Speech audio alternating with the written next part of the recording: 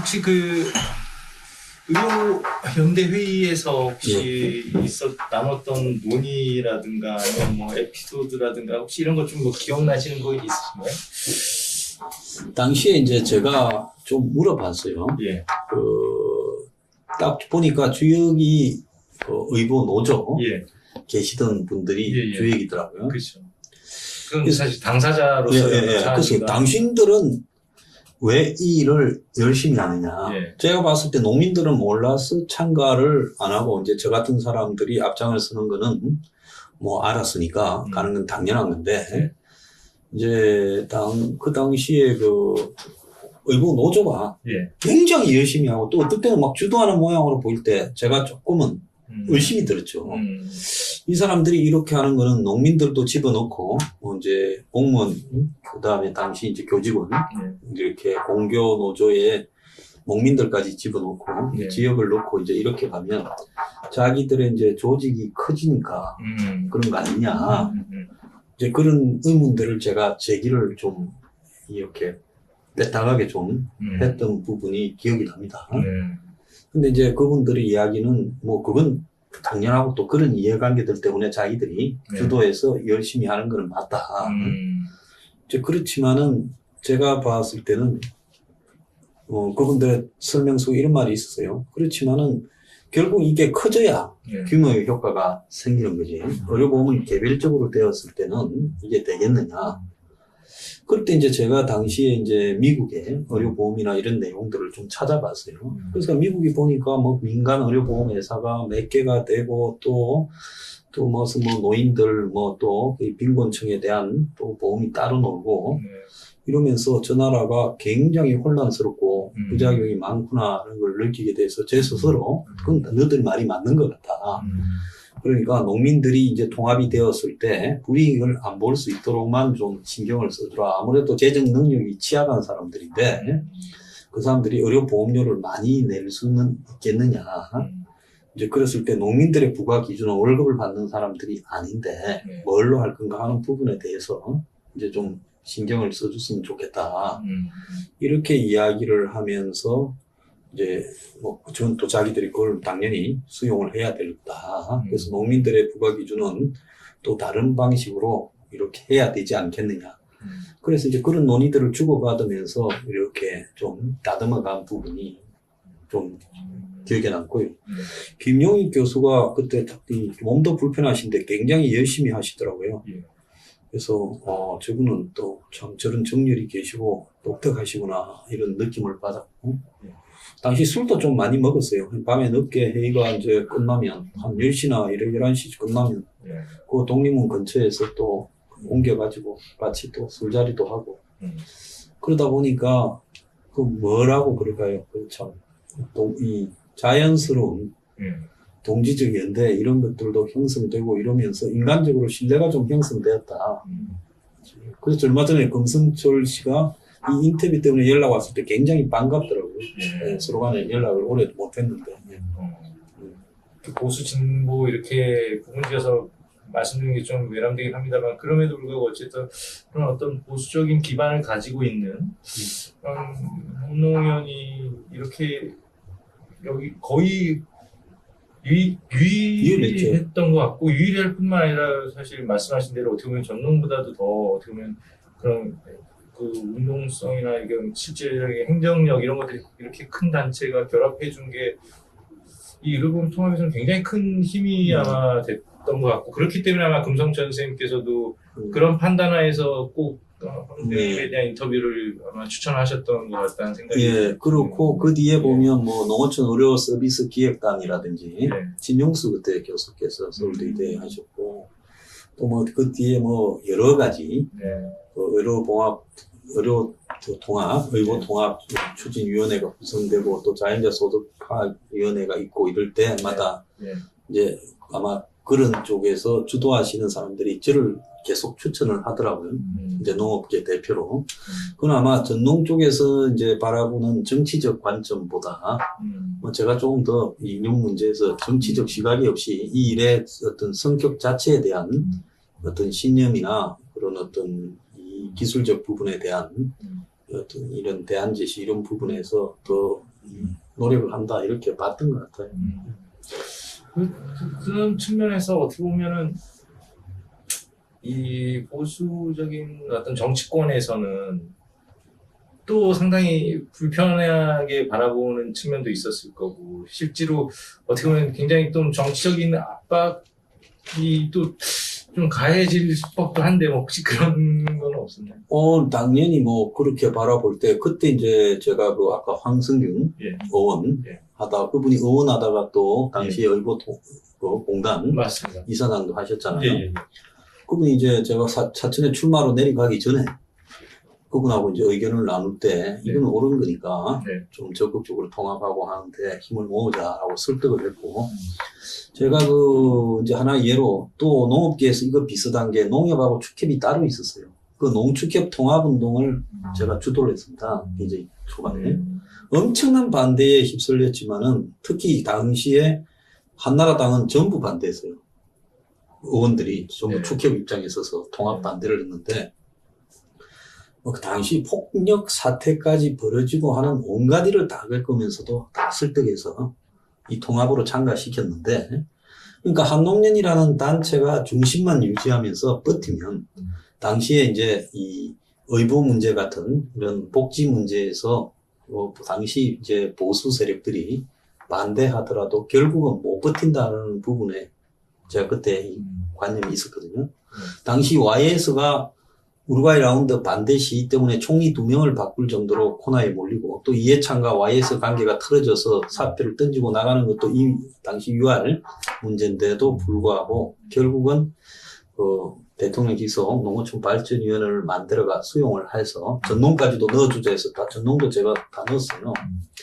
이제 그런 문제들을 보면 결국은 어떤 운동의 방향을 위해서 갈 때 요즘은 이게 너무나 진영 대립으로 되면서 이 일에 대한 어떤 진실 자체가 이제 부차적인 게 돼버리고 파워게임처럼 가고 있는데, 그때만 해도 운동이 그런 게 아니라 저는 뭐 그때 당시 이렇게 생각했습니다.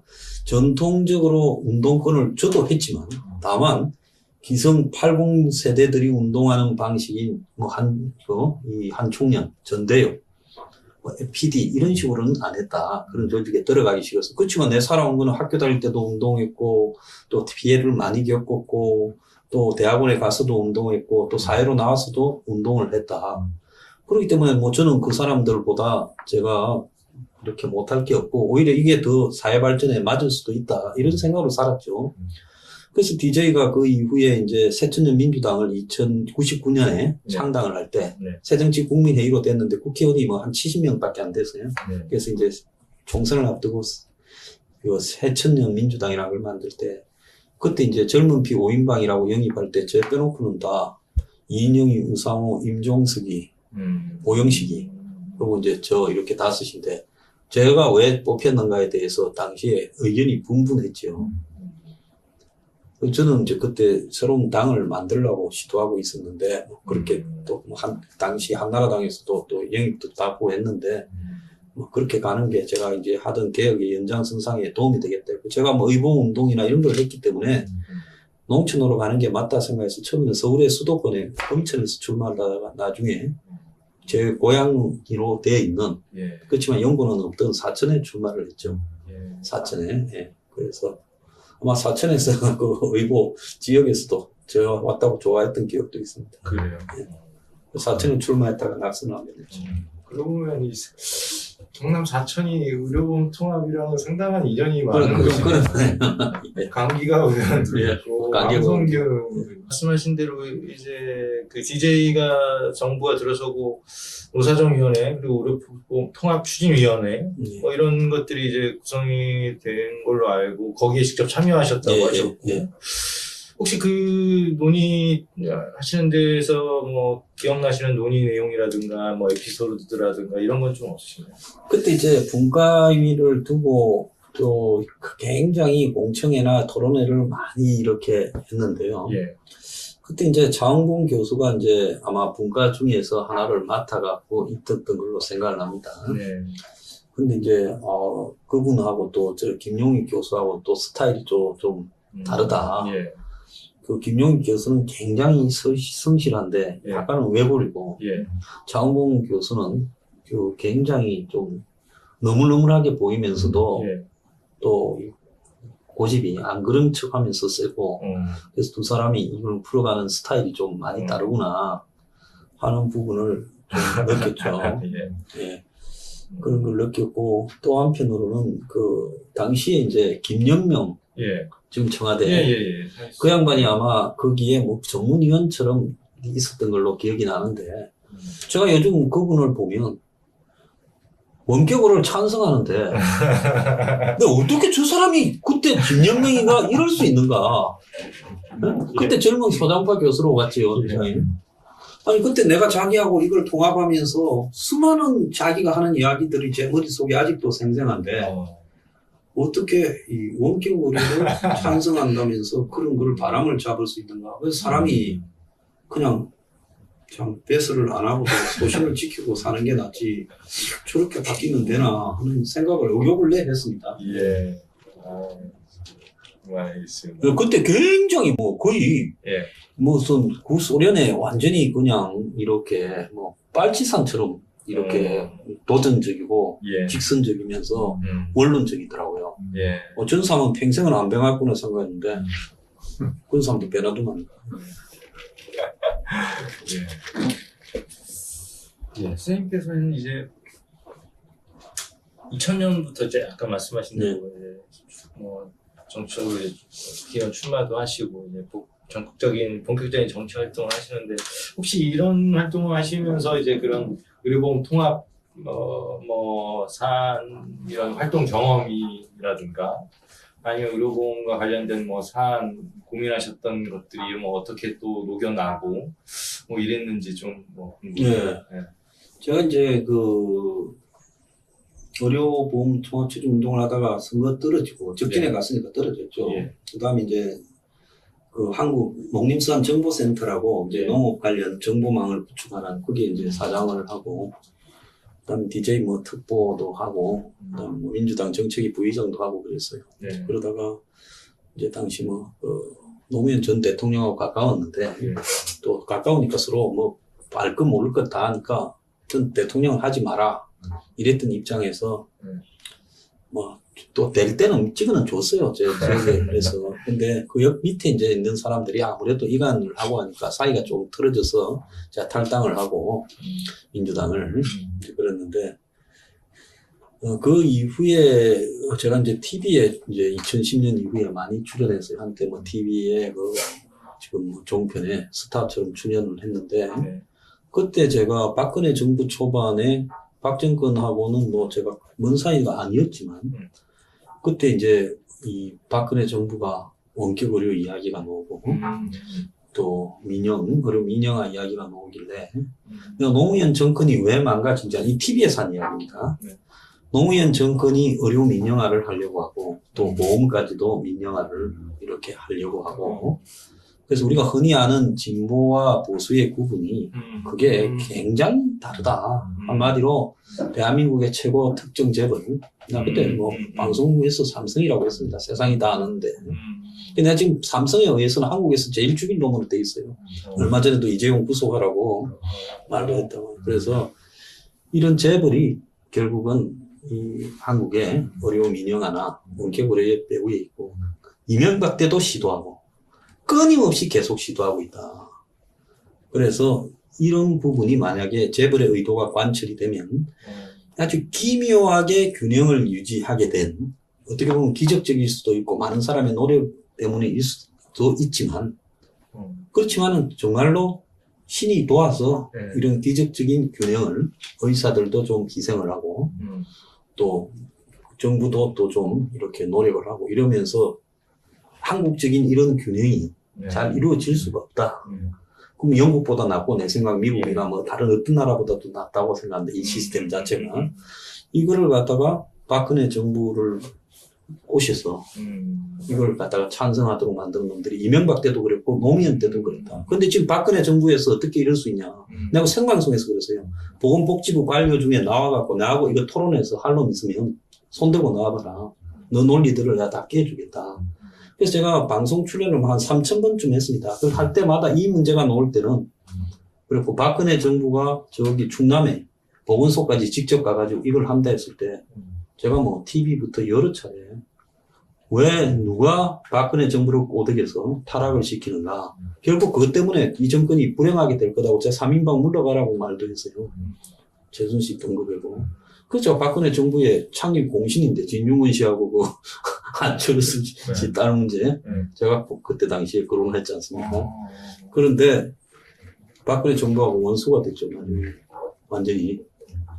그래서 그 문제를 굉장히 이 원격 의료, 박근혜 정부가 이거 타다가는 죽는다. 그래서 저는 박근혜 정부가 삼성에 포획이 됐다는 걸 원격을 해서 알았습니다. 정권 초창기부터 밀더라고요. 그런데 어쨌든 박은 못하고 갔는데, 문 정권이 이걸 하겠다고 하면, 저는 문 정권의 진부성은 거짓이라고. 노무현, 내가 문재인 씨가 대통령이 된다 할 때, 노무현 정권이 결국은 삼성공화국2였다. 제가 한 이야기가 아니라, 한국의 민노총부터, 순수 오리지널 좌파 진영이, 노무현이 깜빡이는 왼쪽으로 켜고 우회전이 하지 않느냐. 그래서 민중의 3이라고 봤을 때는, 노무현은 솔직히 배신했다. 여러 가지 부분을. 그리고 노무현 스스로가 한국에서 최초로 의료 민영화를 내버렸다. DJ는 솔직히 말하면 그런 부분에 본인의 지식이 있어서 안 흔들렸어요. 제가 DJ한테 보고도 했는데 절대로 안 된다. 노무현은 흔들리더라. 그래서 노무현 때부터 이제 밀면 되겠다고 판단한 거죠. 한국의 의료보험 체계를 무너뜨리고 의료 민영화와 원격으로. 원격으로는 처음에는 원격으로로 시작되지만 그건 곧바로 의료 민영화로 연결된다는 게 제 확신입니다. 그래서 제가 그 의사들 집회에서 앞에 나가서 마이크를 잡고 여러 차례 절대로 당신들은 원격 의료에서 물러서면 안 된다. 그리고 문재인 케어도 결국은 이 문재인 케어가 우선은 조삼모사처럼 보이지만 결국 이건 나중에 의료 재정을 붕괴시켜서 지금 기존의 이 기묘한 접합점을 깰 수 있다. 이게 깨져 버리면 어느 순간부터 한국의 의료 시스템 자체가 적자가 되면 붕괴되지 않겠습니까? 붕괴되고 또 결국은 의료 민영화가 등장할 수밖에 없다. 근데 요즘은 좌파들다 입을 닫고 있어요. 저 혼자 떠들고 있어요. 이 의료보험과 관련해서 굉장한 확고한 신념을 가지고. 나는 확고한 신념을 가지고 있죠. 예. 그래서 이렇게 좋은 시스템을 오늘 환자들도 그러니까 이 소비자들도 너무 욕심을 내서는 안 되고 의사들도 조금씩 수정해야 되고 정부도 이렇게 조금씩 하면서 이 균형을 안 깨트리려고 노력해야 된다. 근데 이 균형을 깨지는 순간에 곧바로 다 무너진다. 근데 문재인이 지금 문재인 케어로 재정을 깨트리고 그 다음에 지금 원격을 해서 완전히 보내버리려고 하지 않습니까? 그래서 내가 얼마 전에 최대집 회장 내 개인적으로 잘 아는데 왜 당신 원격 의료 입 닫고 있냐고 내 방송에서 생방송으로 몇만 명 보는데 계속 떠들잖아요. 당신 뭐 먹었냐고. 그러니까 근데 성명 발표하더니 내가 돌아가는 걸 좀 아니까. 근데 김연명이 보고도 그랬어요. 아니 당신은 청와대 수석하는데 난 당신 나하고 같이 작업할 때 지금처럼 말했냐고. 선생님의 어떤 그런 지금 어떤 정치적인 견해 그리고 정권을 판단하는 기준에 상당히 어떤 이 의료와에 관련 기반한 선생님의 신념이 굉장히 중요한 하나의 주축으로 지금 자리 잡고 있는. 그럼요. 그래서 누가 뭘 하지도 않고 내가 무슨 뭐 의료계에 드나들지도 않고 떡 하나 본 것도 없지만은 그렇게 하고 있고 또 제가 요즘 그 뭐 유튜브 한다고 수익 뭐 세금 추징도 당하고 저는 다 신고하고 내는데 세금 3번 당했어요. 아마 괴롭히려고 그러겠죠. 근데 의료보험 부분에 놓으면 나 굉장히 많이 냅니다. 그럼 안 빠지고 바로 내가 조금이라도 늦으면 바로 갖다 내고 있어요. 왜냐하면 그만큼 이 재정 자체를 유지해야 된다는 신념이 있으니까요. 알겠습니다. 예, 선생님 많은 말씀해 주셨는데 마지막으로 한국의 그리고 건강보험 그리고 공공의료 체계 발전을 위해서 아까 뭐 그런 원격 의료 같은 거 이제 하면 안 된다 이런 말씀도 해주셨습니다만 좀 더 이제 포지티브하게 그런 거 하지 말고 좀 더 우리에게 앞으로 무엇이 필요할까 어떤 방향으로 나가야 될까 이런 것들을 좀 제안해 주시면. 저는 좀 이렇게 보고 있습니다. 이번에 코로나를 겪어봤을 때 코로나가 저는 치료약이나 백신이 빨리 안 된다고 보고 일찌감치 그 이야기를 했었습니다. 그리고 이게 오래 갈 거고 또 앞으로는 이 코로나가 몇 년 안에 끝난다 하더라도 또 다른 전염병이 계속 유행할 수 있는 환경, 지구온난화나 이런 것 때문에 계속 될 수밖에 없다. 그렇다면 한국의 의원이나 이 의료 시스템 자체를 유지해야 된다. 네. 그러면 만약에 망해가는 의원이 있다면 정부가 그 망해가는 의원을 공적인 그 보건소의 연장으로 이제 공영병원으로도 인수해야 된다. 그래서 그 병원 의사분들한테 합당한 월급을 주고 이 체계를 유지해야 나중에 한국에 전염병이 덮치든 이것보다 더 심한 병들이 앞으로 많이 올 건데, 근데 이번에 겪어봤듯이 많은 그야말로 지금 병상을 없애라. 작은 병원들, 중형 병원들까지 정부의 정책이 그렇잖아요. 병상 숫자를 줄여라. 한국의 의사가 과잉이다. 이렇게 하는데 이번에 겪어보니까 과잉이 아니라는 게 금방 이렇게 벽에 부딪히지 않습니까? 네. 그러면 정부가 저는 이 앞으로 이 일자리라는 거는 점점 없어질 건데 정부가 유지돼야 될, 직접 유지해야 될 최소한의 일자리가 있다. 그 부분이 의료 분야하고 요양 분야다. 일본에도 요양하는 사람을 젊은 사람들로 개호요원이라 해가지고 1년에 몇만 명씩 채용해서 중공무원처럼 한국식 한 3천만 원 정도 주거든요. 저는 우리나라에 저렇게 많이 노는데 왜 조선족을 불러다가 중국 사람을 불러다가 요양을 시킵니까? 공무원이라는 자신의 좀 프라이드를 느끼게 해주면서 그 요양병원에 수십만 명의 젊은 사람 일자리를 만들 수 있다고 봐요. 그리고 더 나아가서 지금 이 의원 시스템이 무너지면 그리고 전부 대형, 이제 중소병원들은 더 빨리 없어질 거예요. 그러면 결국은 대형 병원 중심으로만 남았다가 이건 나중에 큰일 날 일이 벌어진다. 그래서 의원 시스템을 유지해야 된다. 근데 그 속에서 개인적으로 유지할 수 없는 의원은 정부가 그 의사들한테 한 돈 1,000만 원씩 월급을 주고 유지시켜서 이렇게 가야 될 부분도 필요하다.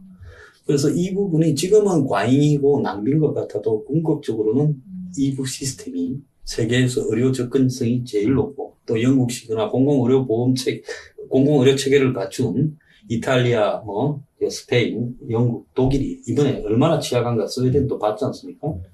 그러면 그건 왜 그러냐? 공공의료라고 하지만은 그 자랑을 다큐 시코 같은 걸 보면 굉장히 영국 의료 시스템이 좋은 것 같지만 위기가 닥쳤을 때 효율적으로 절대 작용을 안 하고 의료 기술진의 실력이나 또 장비나 이런 것이 다 부족하다는 게 드러나거든요. 그럼 이거는 위기에 대비해서 2, 3년마다 한 번씩 닥치는 전염병 위기에 대비해서 낭비가 아니라 일자리 창출 겸 평소에는 이 국민의 효용성 극대화로 공리주의적 관점에서 유지해야 돼.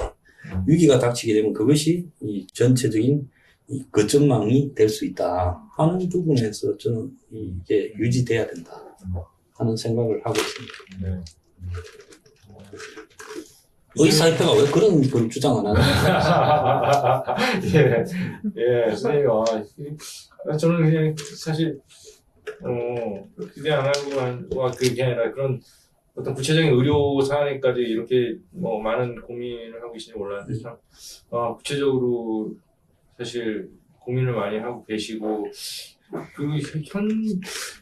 현재 선생님의 어떤 그런 많은 그런 주장 속에 의료가 상당히 중요하게 자리 잡고 있다는 것들이 많이 느껴집니다. 우리가 그 서민 포퓰리즘 15조라고 그야말로 이 나쁜 돈 뿌리는 악성 포퓰리즘이 아니라 서민을 위해서 사회 구조를 고쳐야 된다 해서 이제 국가적 주택 공급, 국가가 집을 주는 게 아니라 집을 국가가 파는 거, 이것부터 시작해서 여러 가지 국가적 고용 창출하고 해서 내걸고 지금 기성 정치인 보고 받아라니까 총선 때 아무도 안 받더라고요. 그래서 10월 달에 창당을 하려고도 준비를 하고 있습니다. 근데 제 정치적 욕심은 전혀 없는 사람, 그냥 정치판에 의심 안 하죠. 공천이 나와도 반나간 사람인데, 다만 이대로 두면 그런 거를 안 할 거기 때문에 받아라고 경종을 울리기 위해서 저희들이 창당을 해서 대선을 앞두고 움직일 건데, 저희도 그런 내용 중에 지금 아까 말한 국가적 의료 체계 유지라든지 고용 창출 이런 것도 넣고 원격으로 반대는 제일 앞에 내걸고 있어요.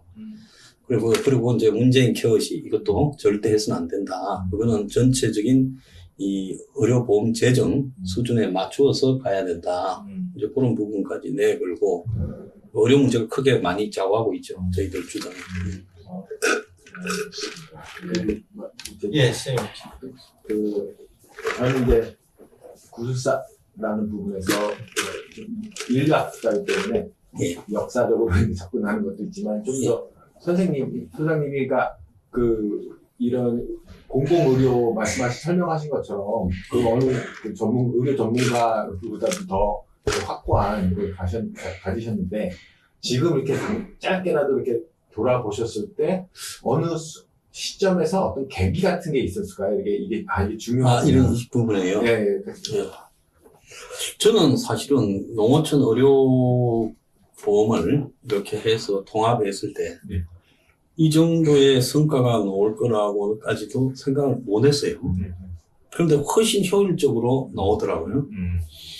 그래서, 이게 몇 사람이 어떤 이 관점을 바꿔서 그걸 넣게 되고, 그것이 채택이 되고 했을 때 엄청난 이 사회적 효용을 정복시킬 수 있구나. 이런 부분을 생각을 하게 됐거든요. 그래서 이제 지금 있는 이 균형이 이제 여러 군데서 정치인 쪽에서 또 재벌이나 이런 쪽에서 이 사업에 참가하고 싶은 쪽에서 유혹들이 계속 올 건데 이 균형은 절대로 안 깨어지고 유지하도록 하는데 내가 살았을 때 어쨌든 그런 계기가 되면 저도 사회적 전파력을 가진 사람으로서 노력을 해야 되겠다는 확고한 소신을 가지고 있죠. 그래서 제가 그냥 이게 이야기를 하는 게 아니라 영국의 의료보험 체계 또 외국에서 온 사람이 있으면 호주나 또 캐나다 이런 교민들하고도 대화를 많이 해봤어요. 그리고 미국의 의료보험 체계에 대해서는 왜 미국이 저 모양일까, 왜 안 될까에 대해서도 공부를 많이 해봤는데 일단 이거는 한번 무너지고 나면 다시 재생될 수 있는 복원력이 없다라고 보고 있습니다. 미국이 지금 그 자본에 의해서 복원력을 상실했잖아요. 그래서 한국도 지금 이제 이 재벌들이 해외에서 수익을 창출하는 부분이 한계에 이르니까 이 부분에서 안정된 고령화 시대에 의료 비용은 많이 들어갈 거고 이걸 장악해 놓고 한번 시스템을 구축해 놓으면 자신들이 병원 가지고 있지 대학 가지고 있지 의대 모든 걸 다 장악해 있으니까 여기에 완전 장악할 수 있다. 이렇게 보고 가는데 이거는 절대적으로 막아야 된다. 그래서 여기서 뚫리게 되면 그 다음부터는 회복이 안 된다. 그런데 이 좌파 정권들조차도 재벌들을 몰아놔서 노무현도 그랬고 문재인도 그러고 있다. 그럼 이거는 절대적으로 우파 정권도 그러려고 했는데 차라리 우파 정권은 그러려고 하다가 겁을 먹고 또 손을 떼거든요. 근데 좌파 정권은 더 집요하게 지금 이걸 대통령부터 밀어붙이고 있잖아요. 제가 요즘에 한국의 진단키트 문제를 지금 문제를 제기했어요. 왜 제기했냐. 진단키트를 가지고 미국 수출하면서 사전 승인 받았다고 국민들한테 사기치는데 제가 FDA 답변까지 받았는데 그런 거 없다는 거예요. 그러니까 나중에 나오기 전에 임시로 미국에 수출한다고 쇼하기 위해서 이제 선거 때 좀 써먹은 건데 그런 식으로 이 바이오니, 신라젠, 그다음 진단키트 하는 회사들이 바이오라. 진단키트가 무슨 바이오입니까? 의약부 외품이죠. 웃기는 이야기죠. 그래서 K방역인이 이렇게 국민들한테 사기치면 안 된다. 그게 이제 나중에 어디로 가느냐. 의료의 상업화로 가는 거죠. 지나친. 그래서 절대로 의료의 그 상업화 부분을 선을 지켜야 된다. 그리고 바이오가 발전하더라도 그것도 선을 지켜야 된다. 그게 이쪽으로 넘어오려면 완전히 막아야 된다. 바이오를 자꾸 이렇게 활성화시키면 결국은 그 사람들이 뭡니까? 성형 바이오부터 시작해서 결국은 설거머니, 공적 영역으로 넘어오거든요. 그래서 그 공적 영역은 엄격하게 지켜야 된다. 절묘한 균형이 얼마나 그게 사실 우연적이고 어렵게 구성됐는지 직접 그 현장에서 기여하시고 목격하시 그 다이나믹 그리고 그 다이나믹이 정말 기대 이상의 어떤 효용성을 만들어내는 걸 직접 보셨기 때문에 더 그럼요. 그게 그냥 본 게 아니라 지금은 지나간 일이니까 기억도 저도 가물가물합니다만은 그때 서명을 받기 위해서 우리 회원들 사이에 아마 이거 통합해야 된다는 서명을 전국 단위로 받기 위해서 지역에 돌아다니고 그러면서 그걸 설득하고 하는데 들어가서 시간까지 한다 하면 누가 이걸 갖다가 대가를 바라고 그런 일을 하라 그러면 두 번 다시는 못 할 거예요. 그렇지만은 어떤 신념으로 그래서 지금은 이름도 알려져 있지 않고 그런 기록도 남아있지 않지만은 신념으로 그렇게 움직인 사람들 때문에 그 균형이 만들어졌다는 거예요. 그런데 지금은 이제 그런 균형을 만들려는 사람은 거의 사라지고 좌파 진보라는 사람들까지도 이걸 허물려고 하니까 그래서 이제 저 같은 사람이라도 이런 거를 감시하고 지켜야 된다 이런 생각을 저는 뭐 겉으로는 보수라고 분리되고 있습니다만은 저는 뭐 한국의 부동산 투기나 이런 부분도 반대하고 이것 때문에 이 사람들의 삶이 낭비되어서는 안 된다고 생각하고 이념을 넘어서서 이 국민의 삶에 관한 효용을 지키는 부분이 가장 우선이 돼야 된다. 뭐 이런 공리주의적 관점에서 세상을 바라봅니다. 자, 그렇기 때문에 윤 정권이 진짜 좌파 정권이고 진보 정권이면 거기에 걸맞게 추진해야지. 김연명이 같은 사람까지 나서가지고 좀 이렇게 하겠다. 이거는 당연히 거짓이죠. 네. 좋은 말씀 감사합니다. 굉장히 어떻게 보면 사실 이런 인터뷰가 사실 소위 말하는 그런 뭐 시민사회 운동 뭐 그런 진보적인 운동 이런 쪽의 인터뷰만 하면서 좀 더 이게 너무 단편적인 그런 뭐랄까요 시각 이런 것만 너무 좀 갖추어질까 걱정스럽기도 했는데 선생님 말씀 들어보니까 참 오히려 또 새로운 관점에서 또 서로 이게 진짜 연결되고 맞물리는 게 있어서 굉장히 참 의미 있는 인터뷰였던 것 같고 선생님의 지금 그렇게 현재를 바라보는 그런 시각도 굉장히 참 시사하는 바가 많은 것 같고요. 참 여러모로 참 의미 있는 인터뷰였던 것 같습니다. 이렇게 귀한 시간 내주셔서 정말 감사합니다. 예, 감사합니다. 예. We are